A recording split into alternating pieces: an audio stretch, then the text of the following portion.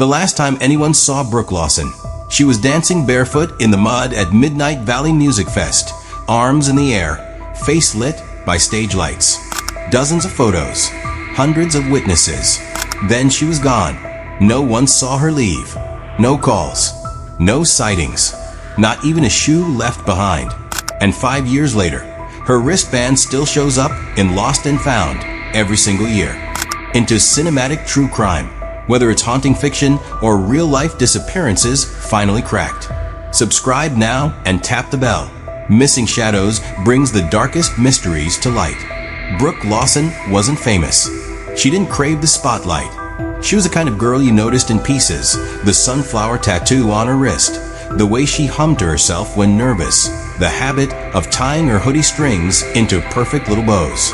She was 22 when she vanished, a senior at Pacific Northwest University, majoring in environmental science and minoring in heartbreak. She'd been dumped 3 weeks before the festival, and everyone told her the same thing. You need to get out, breathe, feel alive again. So she did. She borrowed her cousin's van, picked up 2 friends, Sam and Mia, and headed into the hills for the 3-day festival at Midnight Valley. They camped in a circle of tents, painted their cheeks with glitter, and made lists of bands they couldn't miss. Brooke had always been the reliable one. She drove. She organized. She kept the spare batteries, the extra water, the mini first aid kit no one else thought to bring. She wasn't the girl who disappeared. She was the girl who kept everyone else from falling apart. That's what made it so hard to accept when she was just gone. Her parents thought it was a mistake. Her friends searched the woods, the parking lots, the food trucks, every porta potty and med tent. But the timeline never made sense. One moment, she was singing along to Hollow Pine's final set. The next, her phone was off, her sleeping bag untouched. The strangest part? No one remembered seeing her leave the crowd. It was like the earth had swallowed her whole. Perfect. Now, let's dive into the heart of the mystery. The last confirmed sighting of Brooke Lawson was at 11:47 p.m. on June 3rd, near the northeast stage of Midnight Valley. A photo captured her, blurry but distinct, under a wave of blue and orange light, mid-laugh, holding a can of lime seltzer. Sam had taken the picture. He swears she was right behind him 5 minutes later, dancing barefoot in the crowd. But at 12:06 a.m., Mia turned around, and Brooke was gone. At first, no one panicked. It was a massive festival. People wandered off for water, restrooms, or a moment to cry under the stars. They checked the tent. Her phone, charger, and wallet were still inside. Her boots were under the flap, muddy and untouched. They waited. Maybe she met someone. Maybe she needed space. By morning, they called her name, loudly, over and over. They searched rows of tents, asking strangers. A few thought they remembered her. She was dancing with some guy in a wolf mask, one said. Didn't she pass out near the back fence, said another. But every lead was a dead end. Security didn't take it seriously. People vanish at festivals all the time. They turn up hungover 2 states away. One officer told her father when he arrived the next day with shaking hands and a photo clutched to his chest. But Brooke didn't turn up. By day 3, her name was on flyers. Her face on Instagram, Twitter, TikTok. Drones scanned the wooded edges of the valley. Dogs sniffed through ravines. Volunteers combed every inch of the grounds. Nothing. No torn clothes. No blood. No signal pings. Not even footprints leading away from the festival grounds. Just silence. And then, as if to mock them, her festival wristband reappeared in the Lost and Found bin the following Monday. Washed clean, undamaged, as if someone had peeled it off carefully and left it behind. Excellent. Now let's introduce the first strange clues and begin shifting the story from lost to pursuit. A year passed, then 2. The world moved on, as it does. Festivals came and went. Hashtags faded. Brooke's name no longer trended. Her face stopped showing up on missing person podcasts. But not for Lucy, Brooke's younger sister. Lucy was only 16 when Brooke vanished. Too young to attend the festival. Too old to forget. She spent her evenings in chat forums, Facebook groups, deep Reddit threads filled with conspiracy theories and half-memories.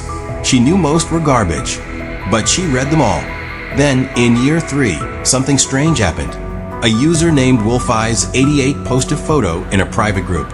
Is this the girl from Midnight Valley? The photo showed a woman sitting on a bench in a gas station parking lot, somewhere in Idaho, time-stamped 6 days ago. Her back was to the camera, but her sunflower tattoo was unmistakable. Same spot, same lines, barely faded. The account vanished 2 hours after the post. Lucy downloaded the image, zoomed in, enhanced what she could. The woman's hair was shorter, darker, but the curve of her shoulder, the posture, it was Brooke. She was sure of it. She printed it out, sat it next to the last known photo from the festival. They weren't identical, but they were connected. Something inside Lucy, something beyond logic, lit up like a flare. She emailed the gas station. No response. She messaged 3 employees who tagged themselves there on social media. One replied, "I remember her. Weird vibe. Didn't talk. Came in, bought a coffee, left. No car." No car? Lucy stared at the screen. Where was she going? Why wouldn't she call home? And why did she still have that tattoo, unless she remembered who she was? The question shifted from where did she go to why hasn't she come back? And deep down, Lucy feared the answer. Maybe Brooke hadn't disappeared. Maybe she was running. Lucy didn't tell her parents about the gas station photo. They had already buried Brooke in their own way, not with a grave, but with silence. Her father boxed up Brooke's things. Her mother started referring to her in the past tense. But Lucy had never stopped waiting. Now, she had a direction. She printed a map and circled the town in Idaho. Small, remote, 1 motel, 1 gas station. She booked a Greyhound ticket using savings from her part-time job at the bookstore and told her parents she was going on a college tour. It took 2 days to get there. The clerk at the gas station barely looked up when she walked in. "I think my sister came here last week," Lucy said, sliding over the printed photo. He blinked, looked closer. "Yeah, that girl. She came in real early. Didn't say much. Just stood there for a while like she was deciding something. Bought a coffee, then left." "Did she have a car?" "No." Walked off toward the woods behind the lot. Lucy's heart dropped. There was nothing back there. She checked the map. No trails, no roads, just hills, brush, and silence. She went anyway. Branches whipped her arms. The air was thick with pine and the hum of insects. She climbed higher, sweat pouring down her back, until she found it, a small cabin, hidden by overgrowth and time. It was abandoned. At least, it looked that way. But inside it was clean, lived in. There was a cot in the corner, a bag of apples, a tin coffee mug, and pinned to the wall, in the exact center, was a photo torn from a magazine. It was Brooke, from 3 years ago. One of the festival photos Lucy had uploaded in a missing person thread. Only someone had drawn excess over the eyes. Lucy's breath caught in her throat. On the table sat a notebook, half full. The handwriting was unmistakable. Brooke's. She flipped to the last page. "They watch from the trees. I don't know who I am when the music stops. I remember my name, but not my life." Her hands shook as she took a photo of the page. This wasn't just a disappearance. This was a fracture in memory, in identity, in reality. And someone or something was keeping Brooke from coming home. Let's take it to the climax, where emotion, mystery, and danger collide. The sun was starting to set when Lucy saw her. Standing at the edge of the trees, barefoot, pale, a flannel wrapped around her waist and hair longer than she remembered, was Brooke. Alive. Lucy stepped back instinctively, tears already welling in her eyes. "Brooke." The woman didn't answer at first. Her eyes darted past Lucy, to the trees, the sky, the cabin, like she was calculating the perimeter, like she wasn't sure what was real. Then softly, "Don't say my name out loud." Lucy froze. "Why?" "They listen," Brooke whispered. "They always listen." Her voice was husky, tired, like it hadn't been used in weeks. She stepped forward slowly, not trusting the moment. "You shouldn't have come. It's not safe. I tried to leave, Lucy. I did. I thought you were dead," Lucy choked. "For 5 years. we thought. I don't know how long it's been, Brooke said, almost to herself. Time doesn't work the same when you forget who you are. She reached for Lucy's hand, but stopped halfway. Her fingers trembled. It started with the music. That last set, something changed. I felt like I was floating, but everyone else just kept dancing. I walked toward the lights, and then Brooke blinked hard, tears forming. There were people in the trees. Masks. Or maybe not masks. I don't remember faces. Only the sound. Lucy stepped forward and wrapped her arms around her sister, pulling her into a hug. Brooke flinched, then collapsed into her, sobbing into Lucy's shoulder. "You're safe now," Lucy whispered. "We'll go. Right now." But Brooke pulled back sharply. "You don't get it. I've tried. Every time I walk more than a mile from here, it's like I'm dropped back again. I make it to the highway, the store, the diner, but the next morning I wake up here." Lucy's face went pale. "That's impossible." I thought so too. Brooke dug into the pocket of her flannel and pulled something out. It was the festival wristband, faded, but still intact. "I keep finding this in my bag. Every time I try to run." Lucy stared at it in disbelief. "What does it mean?" Brooke's voice cracked. "I think the festival never ended for me."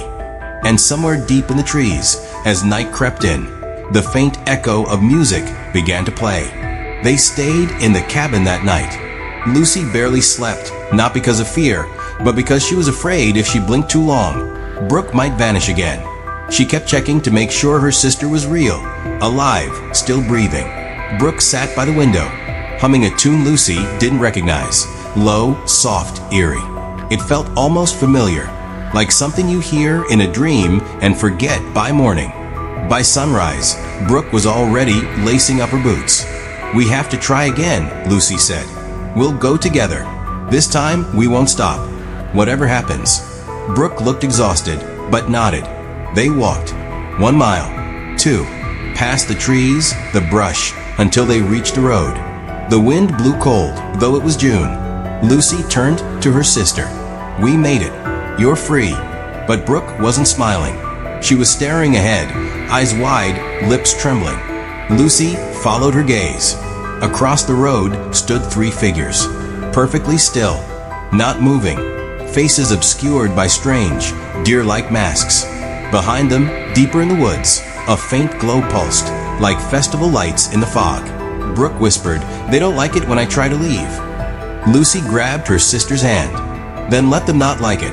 We're done being afraid." They ran. No footsteps followed. No sound. Only the distant echo of music that seemed to get louder the farther they got from the forest. They didn't stop until they reached a sheriff's station 6 miles out. That was 5 months ago. Brooke lives with Lucy now, in a quiet apartment above a coffee shop. Most nights are calm. But some nights, Brooke wakes up in a cold sweat, clutching her wrist. Because somehow, no matter how many times they throw it away, the festival wristband always comes back. If this story left you speechless, imagine what's coming next. Subscribe for more true, haunting mysteries like this one.